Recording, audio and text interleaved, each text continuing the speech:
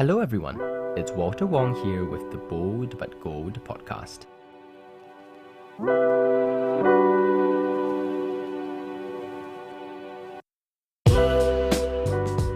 In Bold But Gold, we speak to Singaporeans who are taking a risk and making bold choices. Now, the local English music scene has really grown over the last 5 years. We have seen the emergence of a very talented and diverse set of artists. And one of the bands with the most distinct sound is .gif.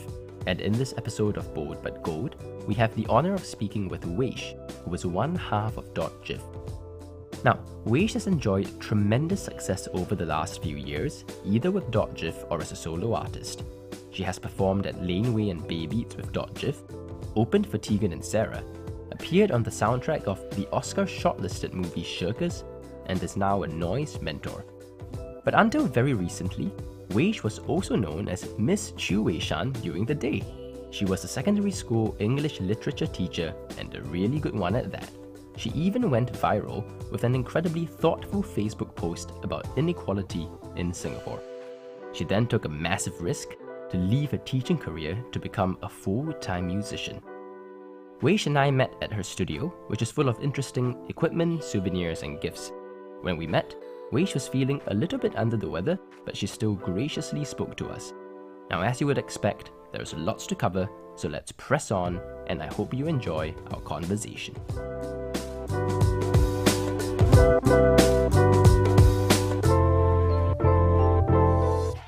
Well, Weishan, welcome to the podcast. Thank you. Thanks for taking the time. Not at all. You've got a beautiful studio. Thanks for coming. We call ourselves Goja Studio. That's where .gif records.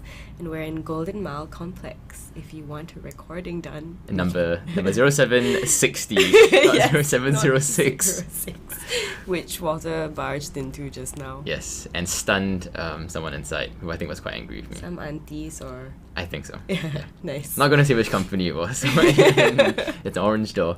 Well, okay, so you said you opened the studio a couple of months back. Mm-hmm. You've been on a very interesting journey, at least from the outside looking in. I've gone to a couple of your gigs when I'm in Singapore. Thanks. And outside looking in has been interesting.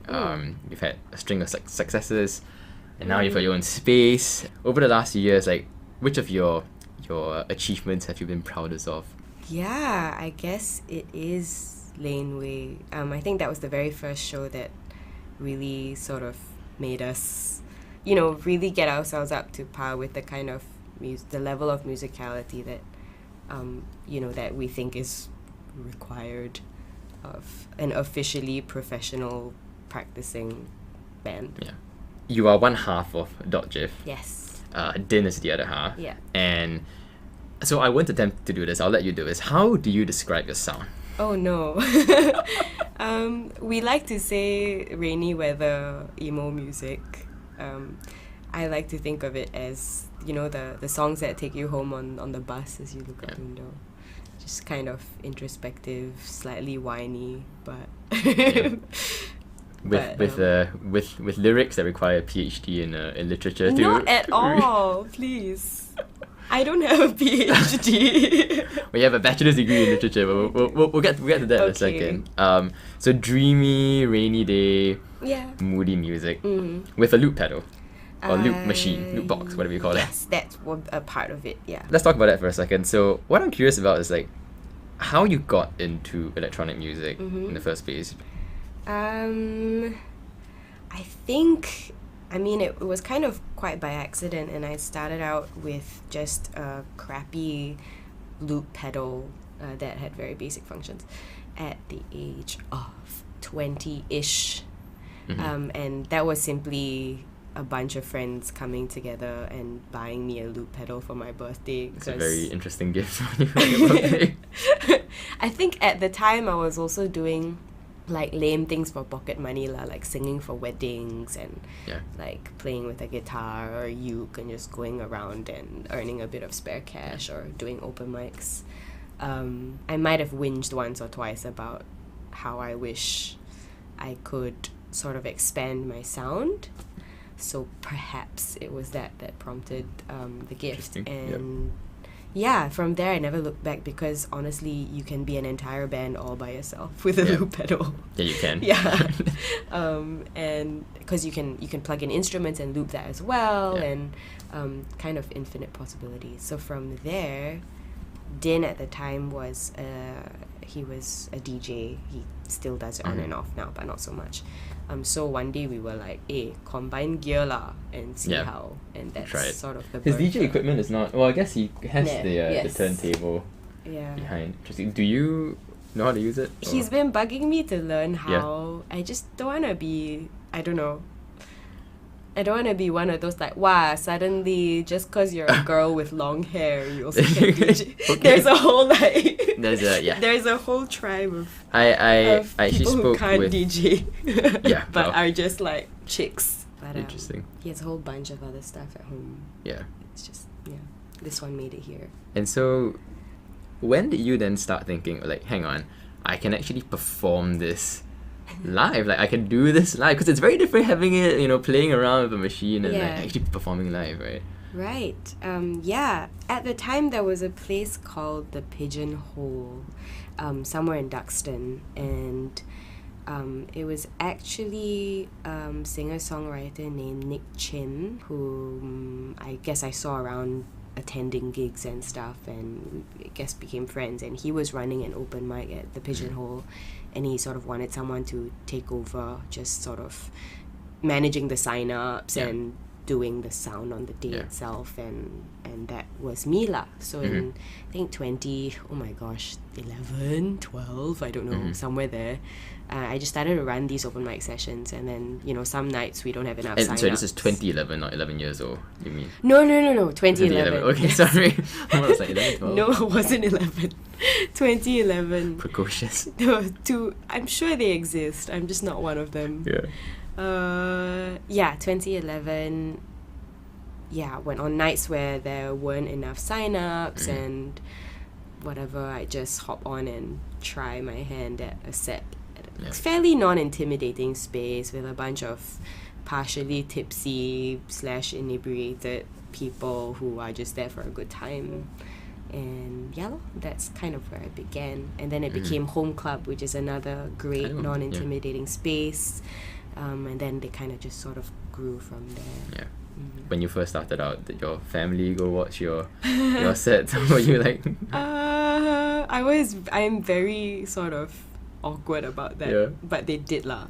They did a couple of times. I mean, the more like family-friendly cafe-ish settings, yes. They came to Kepo. Nice. They came to Kepo. That's one way to put it, They appeared. I was like, oh no, this is awkward. My parents are eating spaghetti at... You gotta make sure the language is PG. Make sure everything is nice. So, am I right to say, like, okay, so when I listen to your music as well, I feel like it's influenced by...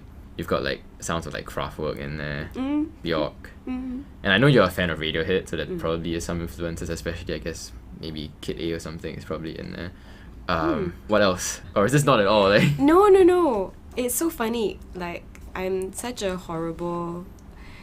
I've got like a very set sort of listening habits, and like they haven't graduated sort of in the past few years. Same for me. It's stuck in my 15-year-old. I know. It's a thing. I always feel like I need to be in the right headspace to discover a piece of music that I want to mean something to me. And if it's a bad day and I just don't feel like doing anything except watch MasterChef, then I will just watch MasterChef. So I only started listening to Bjork when everybody started telling me that, hey, you sound like Bjork. I'm like, okay, yes, I know that it was, that's interesting. And the same with like Portishead and Kimbra I discovered from her Sing live studio sessions. I was like, this chick is my age and she's using a looper too, but she's freaking amazing, next level. That was one of the breaking points. I actually did not know she was. I thought she was actually like much older than that. No, she's my age. Okay, we're same age, okay. Yeah, so she's a big inspiration, not just musically, but also in terms of just how much confidence she has in...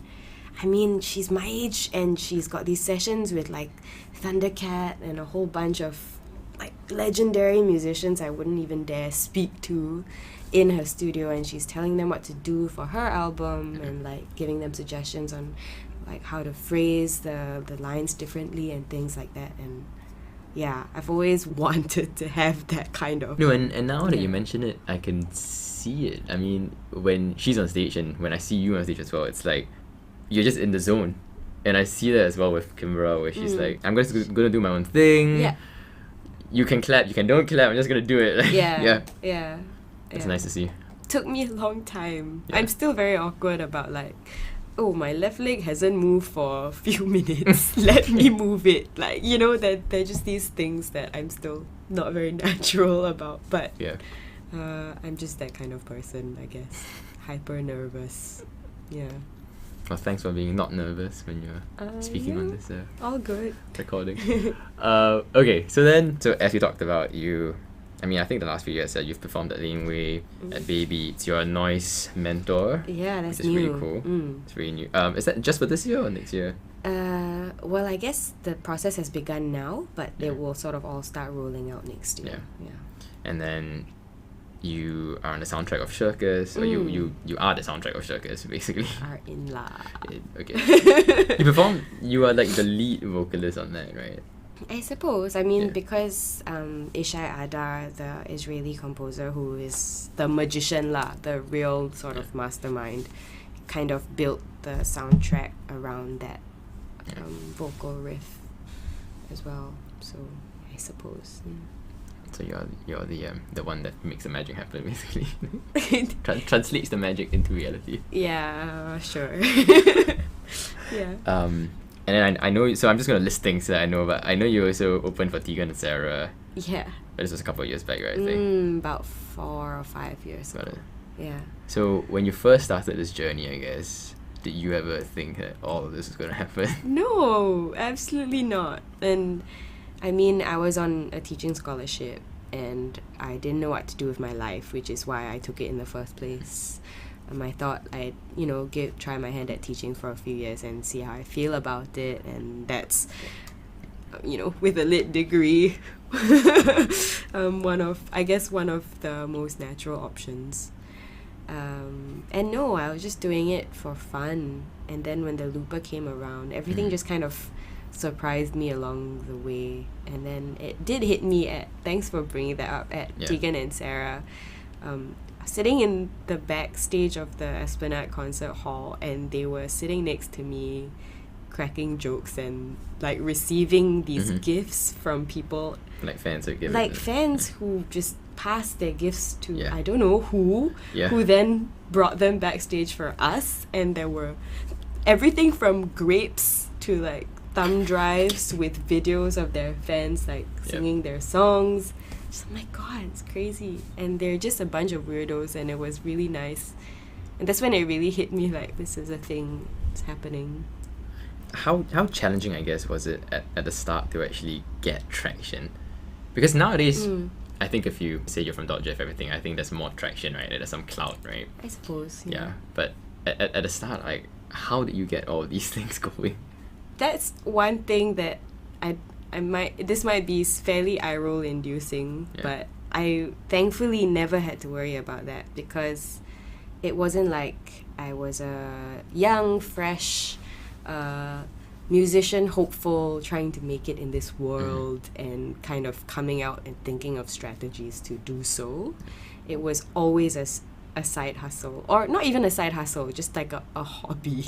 The dirty word hobby. But it really was at the time, because I'm a full-time student, and then I was straight into teaching, which is more than a 24/7 kind of job. Like it just wasn't at the forefront of anything. So whenever I could, I do gigs at night. It was kind of just a getaway, escape reality and bureaucracy and all of that. So the music was almost your escape. It was your release. Yeah. And then everything that unfolded from that was a surprise, because it wasn't like we were deliberately working towards a goal. It was really just a fun thing that we were doing. So, like, yes, this is the cue to eye roll from everyone who has, I respect a lot of people out there who have, very deliberately and carefully planned their sort of traction building journey. Yeah. But, I mean, to some extent, I face that now to grow from where I am, but I haven't had to do that at all. And so I was going to ask actually, like now that this is no longer your side hustle, it's your main hustle. Yeah.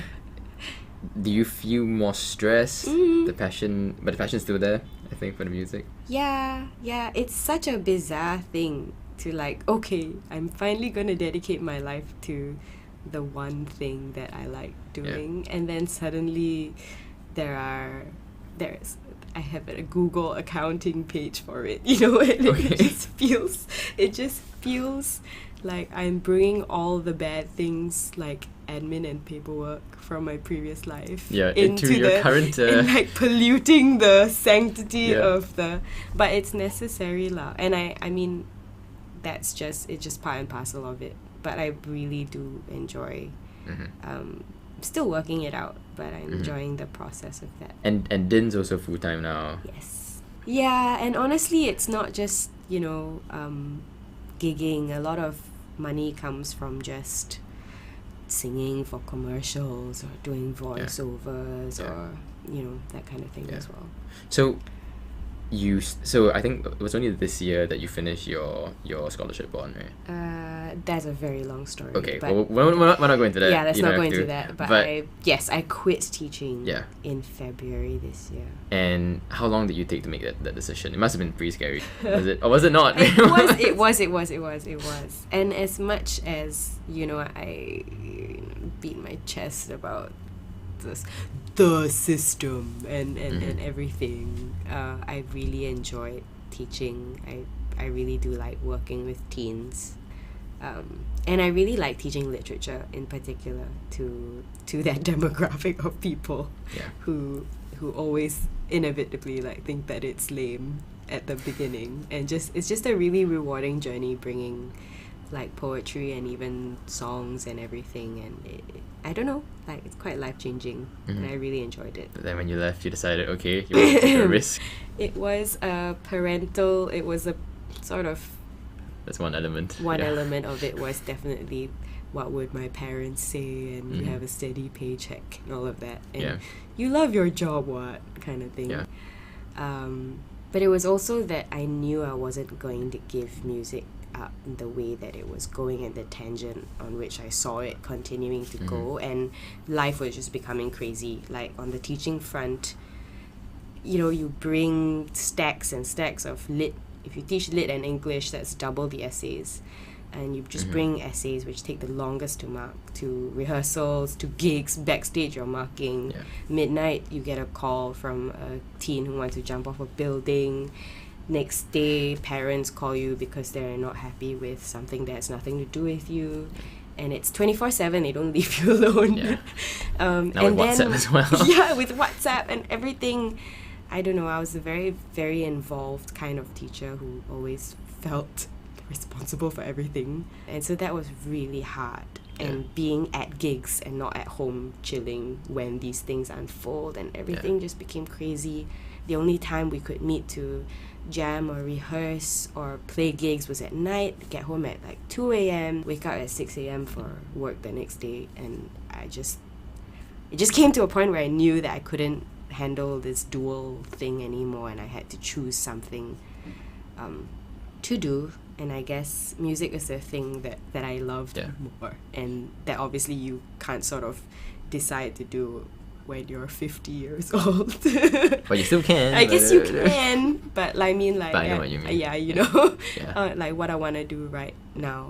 I feel heartened by the fact that, okay, so I know that the Great Spy Experiment, they were all teachers, or at least one or two of them were teachers. Most, if not all. And I think they actually were not able to leave the jobs to focus on music full time, or is that wrong? I don't know the story very well. I just know that they were juggling it for a long period of time, and they did face quite a lot of trouble with like going on tour or doing certain big gigs, because MOE is quite a stickler about about moonlighting. But I was going to say I was heartened because it seems like maybe the music space has matured a bit, where now there is a lot more hopefully a lot more business in general to sustain full-time musicians in Singapore in the English space. Hopefully that's what's going on. But I do think it's a lot more viable now than it was. So yeah, I mean, I can still count the number of full-time musicians I know on one hand, I think, but better than before. You performed with Charlie Lim recently. So. He's one of them. Yeah, one of them. With good reason lah. Hopefully talent will carry all of you through. But we'll see. Well, with Charlie, it's of bucket loads of talent, but crazy amounts of work. That boy for sure, everyone. That boy is next level perfectionist. So everything that you see him do is way a lot more work than even I could imagine. So for you, for your live sets, right? Talking about work, how long does it take to decide set list, decide exactly what you're gonna do on stage, and that really depends on who I'm playing with, and so let's say as Dotjif, okay, rather than as Weish. We're pretty much a very well-oiled machine when it's just the two of us.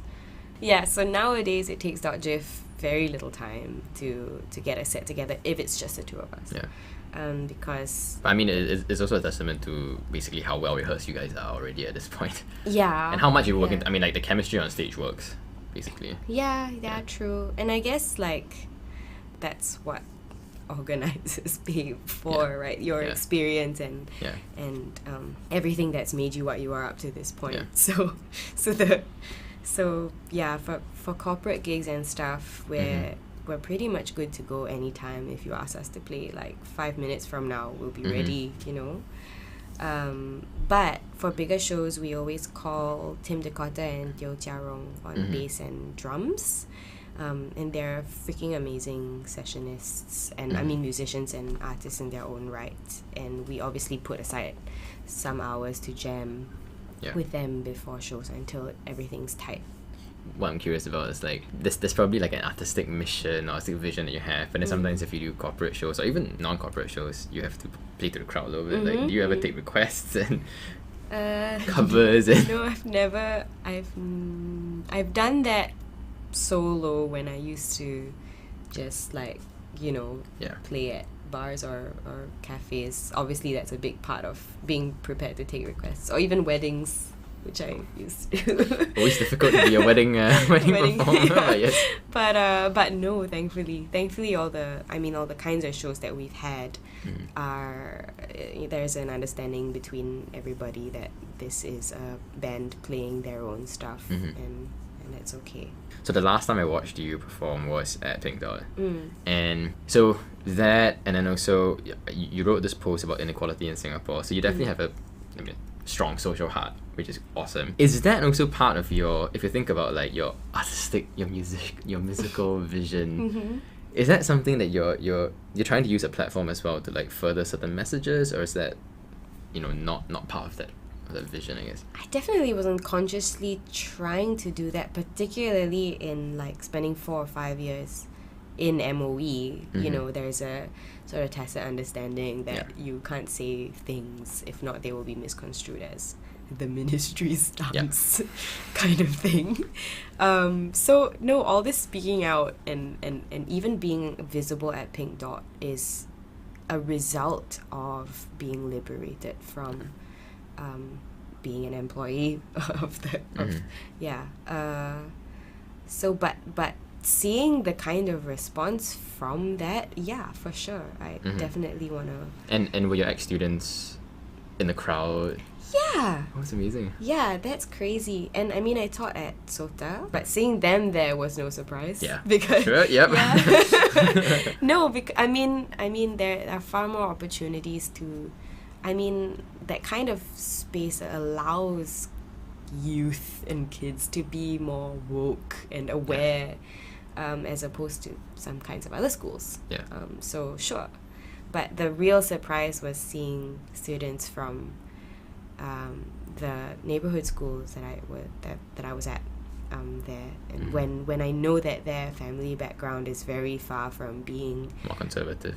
yeah, exactly. And yeah, so that was a surprise and really, really nice. Yeah. And on that note, I mean, nothing to do with the music, I guess, but you wrote a very stirring piece about inequality in your classrooms, right? And I guess I don't want to go into that because it's a totally different issue. Different thing, but yeah. did you ever think about somehow using music as a way to like bridge a divide across people of different backgrounds? Yeah. Like you tried that in class, or It's something I've always tried to do, Yeah. I guess, in different ways. It's something I want to do more of now, and it's something me and Din have talked about, like how can we even begin to do that. But just bringing, like, say, music as a bridge for kids from families who don't speak English at home and are really struggling with English, let alone literature and poetry, and using like local punk bands in class as an entry point into what a verse is, you know. That's interesting, or actually. Yeah. stanza, and drawing parallels. That helps, I guess. Or rap, right? like Line City Boys. Yeah. I've been bringing like Eminem into class to study like internal rhyme. Censor out the if he rhymes anything, if he rhymes luck with something, the next one censored. Yeah, I know. Or duck. Yeah. Any variant of that, basically. Yeah. No, but music has been a good way of bridging in its own way. Yeah. But yeah, it's something I don't know how to, but I'm thinking about it for sure. And actually, on that note, it's quite interesting because we talked about noise mentorship, right? So I just realized you're still an educator because you're mentoring. You're mentoring a band. I know. I guess I can't really run away. Yeah. From Educator's it. heart. I guess. Yeah. I don't know. I find that so strange to say. Yeah. Are you like did you put up a hand and say I want to be a mentor, or did they reach out? No, yeah. I mean Vanessa Fernandez, who's sort of, I think, running or the main sort of brain behind the program this year, reached out to me, and I mean I've been working with her / friends with her for years. So I guess. Okay, so last couple of things, I guess. So we talked about Shirkers. Yeah. Well, let's come back to that for a second. yeah, sure. How did you get involved? It's so cool. It's so cool. I know the movie is ridiculous, like startlingly good. To none of my own credit, really, it was Sandy Tan, the director / brain / heart of the whole thing. She likes to tell the crowd after screenings that I found her because of the dark web. Okay. That's not sure what. That's not what the dark web means. Yeah, well, okay, money laundering. Let's cut that out of this podcast. It's so funny. No, so she'll tell the crowd that like because the internet exists, and I found Weish on YouTube completely by chance. Oh, is that really it? Is that how it went? And she just emailed me, and that was Oh, it. really? Yeah. Did you know about Shirkers before it became the new Shirkers, the Netflix documentary Shirkers? No, I didn't know of it until actually a mutual friend of ours, Dan Coe, who's like a film buff. He's involved in the film scene here as well. He was the one who linked me and Sandy up for coffee. And that was when she kind of, in a very roundabout and extremely fascinating way, told me the entire story of Shirkers. So that's when you So my first experience of Shirkers was, face to face with Sandy Tan verbally. Yeah. And it was already shocker. And at that point in time, did she have something with Netflix lined up? Like, not at all. No. So you really went in just thinking this is so cool. It's a cool project. Yeah, it Let's go sounds into it. amazing. She was telling me about her life as a teen, and all the crazy things that she did in this crazy fashion, and I just resonated so much with a lot of the things she was saying. And I thought, in anything, And let's do it. now Oscar Shortlist. Shortlist, fine. But let's just say nominated. No, I'm just kidding. That's a factual misrepresentation. Shortlisted. Congrats, by the way. I mean, I really shouldn't be the receiving end of that, but thank you. Well, pass it on to Sandy. I will, yeah. Congratulations on that. Crazy, but I think very well deserved. Yeah. I'm just really glad that it has been seen on that level because, And now, I guess, makes your parents accept your decision more easily too. To be fair to them, they weren't that resistant. Yeah. And my mom in particular was just always nagging me about music because of what it was doing to my health. And because I was juggling it with teaching. So she was like, can you stop all this nonsense? Like, just come home at a normal time, eat dinner. Yeah, have dinner, and go to bed. And go to bed like a normal person. Yeah. Not go out and gig till 1 or 2. You're gonna... You'll wake up tomorrow dead. Like, how does Science. Science, thanks, Mom. So I realized that a big part of the resistance was just, like, concern about my well-being. But then... going into it, I think they really respected the decision from the get-go, which is very nice. So I guess let's look forward. Yeah. So what next? So you've got performances as Weish, you've got music as .jif. You've got a couple of other bands outside as well. I don't know how many bands you've got. Just one more. So you got 3 bands, yeah. and then you're now making. Well, I guess you've made music for a movie, or you've recorded music for the movie. I know you do some writing as well. What next? Like, what's your next big artistic pursuit? I really don't know, and I'm really not used to having to plan it because it's all fallen in my lap unbeknownst to me while I'm marking literature essays. You know what I mean? On the loop pedal while you're on the loop box while you're marking. Yeah. So but I mean, .jif is recording and trying our best to write and produce a new full-length album by early next year, like in the first quarter. So that's the very next big sort of hurdle / highlight. I say slash a lot. It's such a strange thing. You're still in your marking mode. I know. Crap. It's been a year. It's in you. No. Stop it. I will police my usage of that word. But yeah. So an album coming out. So that's the next big thing. Mm-hmm. Do you feel? I guess, do you feel now? But you're still even at the start of the journey. But do you feel now like you also have a responsibility towards, I don't know, like, to represent Singapore music in a way almost? I do feel that way when we're abroad. Yes, for sure. I don't know how much of it is pressure. I think a lot of that pressure just comes from myself. Like, in anything that I do, it always can sound or be produced like 100 times better. And most of that criticism or pressure comes from within. But then by the time it's out and it's performance ready and I've decided to just own it, then I'm okay. I don't feel that bad about it. So I guess before we end, what's advice you can give young musicians who are looking to be like you? Alamak. That's such a... No, it is an awkward thing. Because everyone's journey is different, I guess. Yeah. No, and I always say like, haha, don't lah. But then, I do have a lot of young people sort of reaching out to me and asking like, for sure. Okay, if I want to be where you are in 5 years, what can I do? I'm like, whoa, very pointed and very, amazing question. But isn't it awesome when you're like the role? I mean, awesome and not awesome, but you are a role model now with the music. And I just never thought about it that way. And suddenly people are like asking me these things, and I don't know what to say because it's been a thing on the side, and everything's fallen to my lap. So it's very hard to give advice on that front. But what inadvertently what I always end up saying is, don't think so much. Like, I'm a chronic overthinker, so I'll just say don't think so much. And the only reason I've let myself do things and get to the point I am now is because I didn't have my full brain on it. I only had maybe like half or less.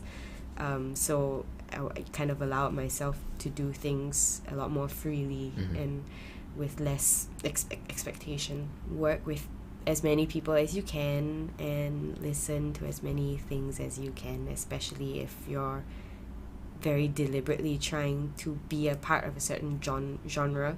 Quite a number of quite a number of people who want to come in and be like, oh, I want to be a soul funk jazz person, but haven't listened to anything beyond Stevie Wonder, then a bit, so it's that kind of thing. So that's so another... listen broadly as well. Listen broadly and feed feed your ears before deciding how you want to contribute to the canon, rather than just being either a carbon copy of everybody else, or B, just a very uninformed person. Yeah. Good advice. Thanks.